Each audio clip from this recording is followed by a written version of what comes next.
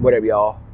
Appreciate you showing up, hanging out, listening to my dumb ass. Like and subscribe. So, I'm been sneezing all day, so I'm exhausted.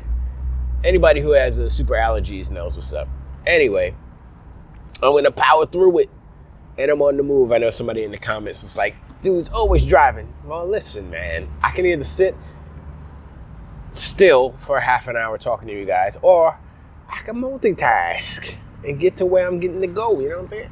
So I'd rather do the latter safely, obviously, because driving is paramount. And I'm a professional driver, kind of, sort of. Anyway, also noticed in the comments that someone mentioned that they wanted me to speak on the Sweet Baby Inc. Is that what it's called? I was about to call it Sweet Baby Ray's barbecue sauce, but I think that's what it's called, right? Sweet Baby Inc., baby, whatever it's called. You know what I'm saying. It's the consulting firm that consults on a lot of games to make sure that they're woke, or not woke, but I mean, that's what they've been doing. But there's a whole kind of issue. I don't want to say conspiracy, but it's like a thing where it's like, oh, well, if you don't put certain things in your games, you know, characters, LGBTQ or whatever, in your games, then, what are the consequences? You don't get work, or, I mean, your game gets shunned, or I actually didn't look into it that much, because the basic kind of idea behind, what is it called? Forced,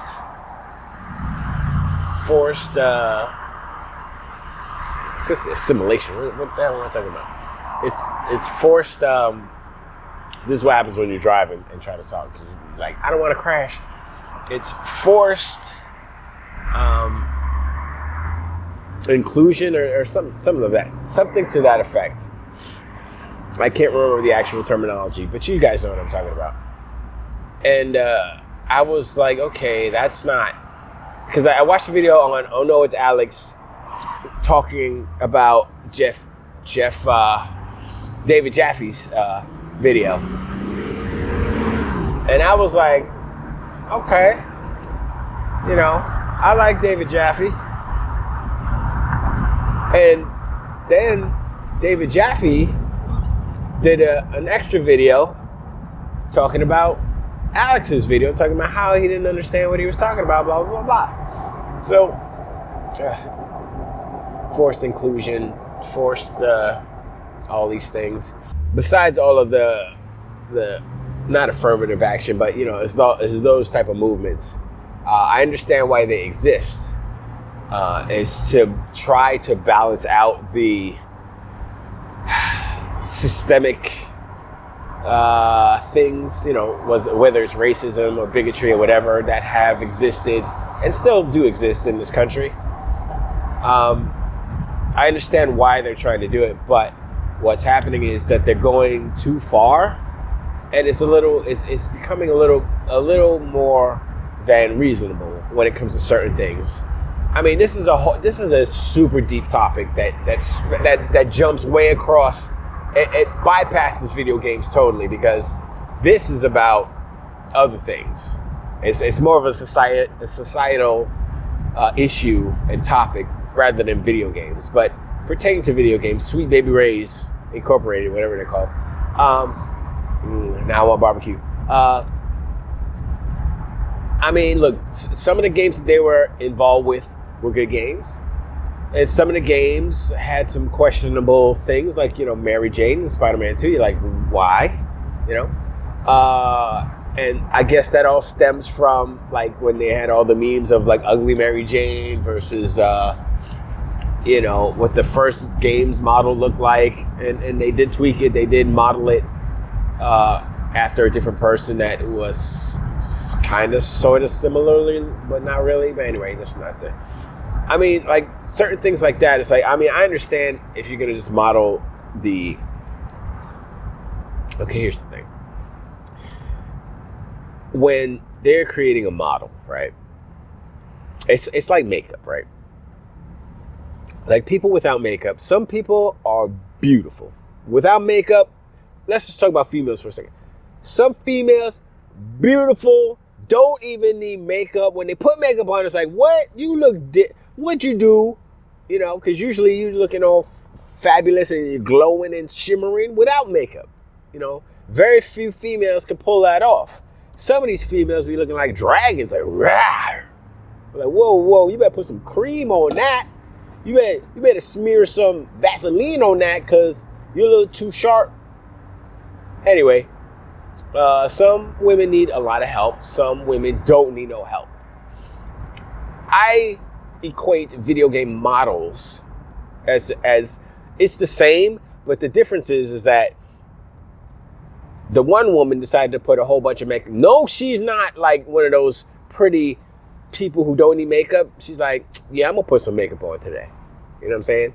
Because, you know, you ever watch those videos where homegirl be like, her face would be looking like the punching bag after Bruce Lee and Mike Tyson had a couple of rounds, you know, just like, wow. I wonder how that's gonna turn out. And there's like, beep, beep. They do a cut, beep, boop, boop. And she look like a totally different, like, who that? That's false advertising. You can't do that. You put all this stupid stuff on your face and look all different. I was about to say pretty or beautiful, but, sorry, I got the sniffle snappers. No, you can't do that. Put all the stuff on your face, look all pretty and beautiful and stuff. I mean, you can, obviously, you're right. And that's a tradition that goes back to, you know, Japan with I was about to say Komodos. That's the dragon. With the, you know, the geishas. There you go. But anyway, look. They could have done anything to make Mary Jane, who's supposed to be a super duper hot model chick. For real. Not like, oh, you know, I already went through this. Mary Jane is out of Peter Parker's league. That's the whole point of that dynamic. Peter Parker is the science nerd. I guess he's a cute little dude, according to Mary Jane. Mary Jane is out of his league. She's a supermodel. She's hot. Everybody wants her. But Pete, she wants Pete. You know what I'm saying? And that's the whole dynamic. And when you switch it up, it's not even really about, oh, we got to make Mary Jane fine because she's a woman in video games. That's not what it is. The literal origins of how this dynamic works and why it works and why it's like a fantasy for like young boys and stuff, and why Peter Parker was such a cool kid is because he was still a nerd back in the day, right? This was in the 80s, right? Still a nerd. And the supermodel still wanted him.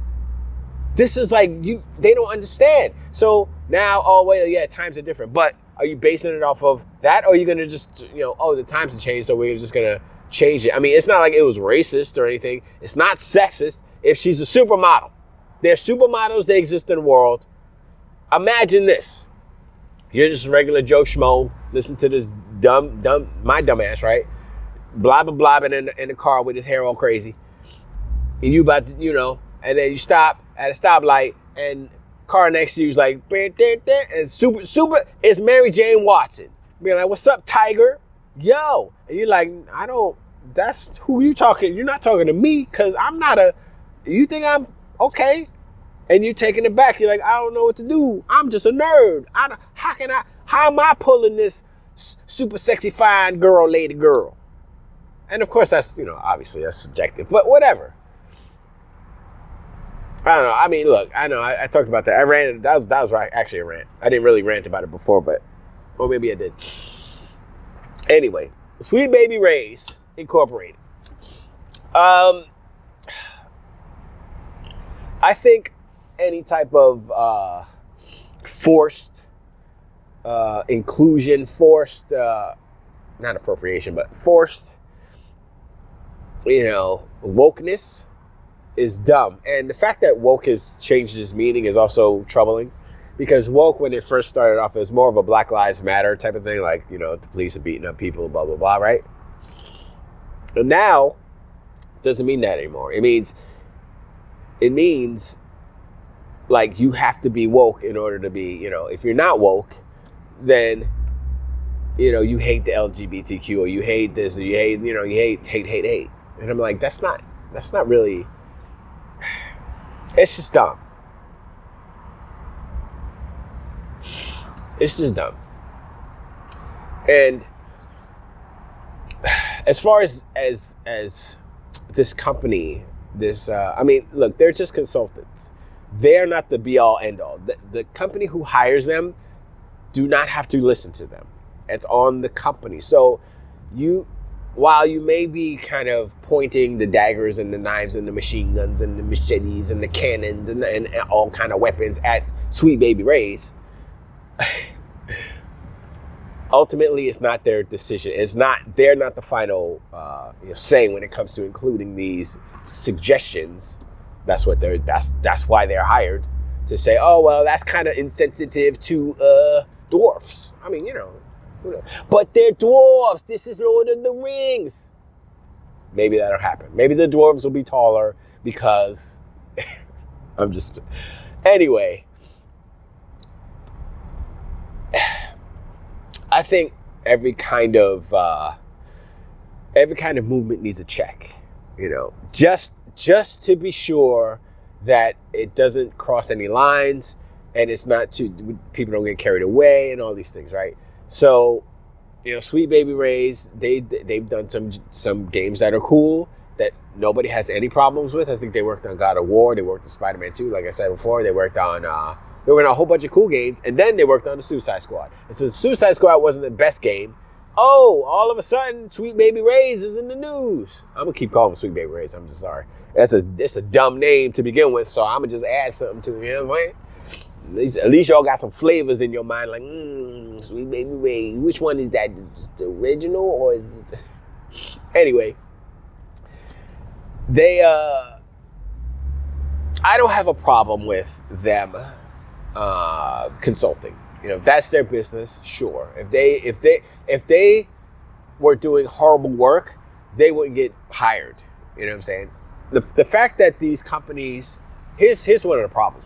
The fact that these companies feel that they need to hire a consulting company to check the wokeness or the sensitivity of the subject matter in their games is a problem. They should have people at the studio who do this, or everyone should kind of open their eyes and say, yeah, what is everybody like racist and bigots? And they say, yeah, we got to go check our bigotry, make sure it's not too bad.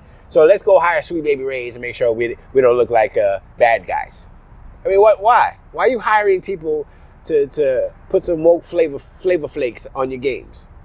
That doesn't make sense to me. It's like, you should have people in there that are already not woke, but I'm just saying, who understand the social dynamics of different races and cultures and stuff.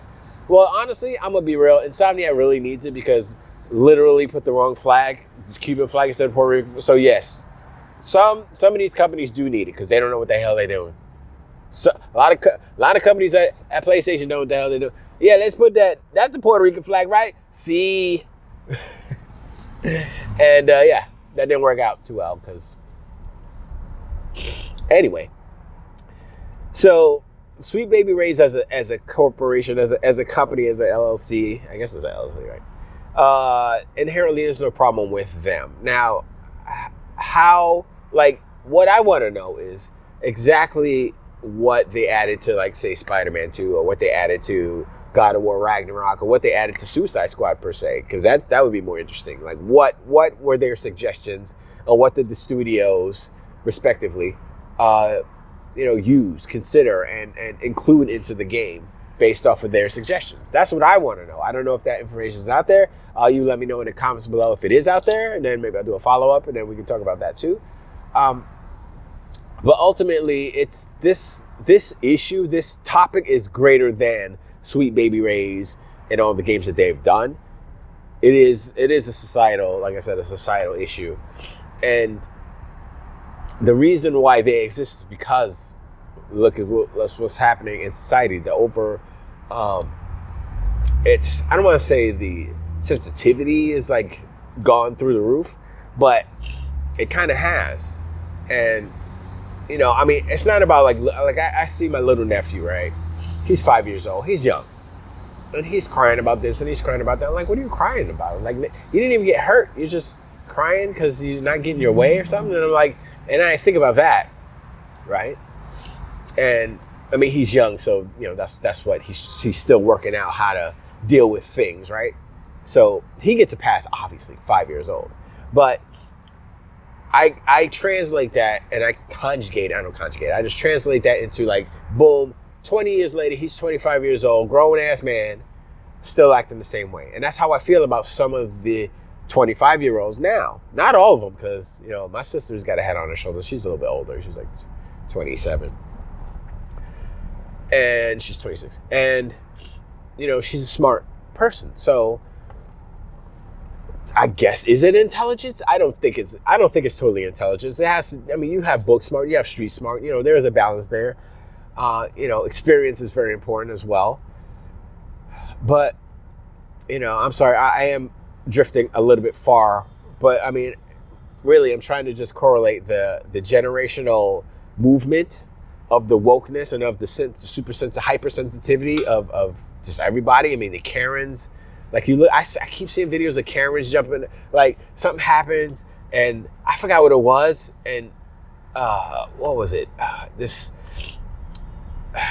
think somebody parked on the street and this Karen had this like the caution tape and was taping it around the person's car. It's like, what are you doing, miss? This is my car.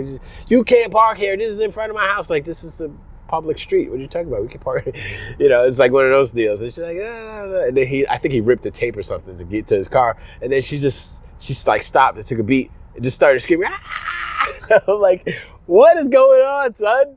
I'm like, yo. And it's like what I just did a comparison or correlation to the younger, 25-year-olds or such.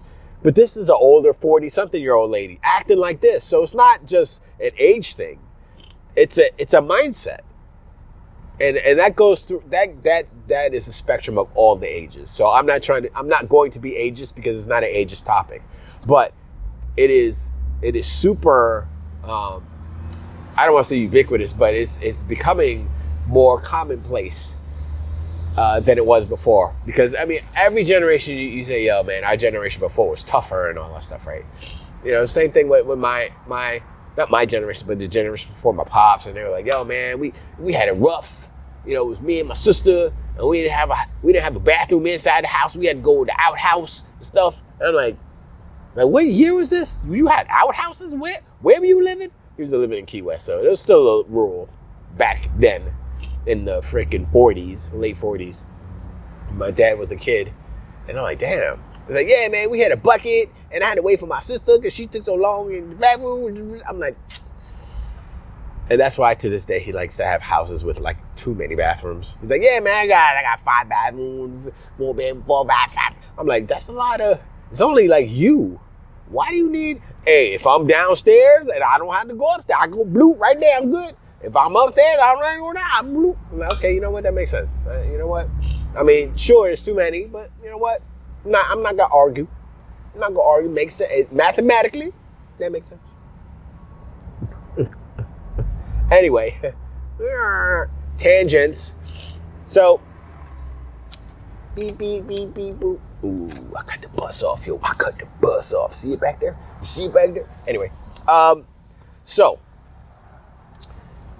the Sweet Baby Ray's thing, like I say, it's bigger than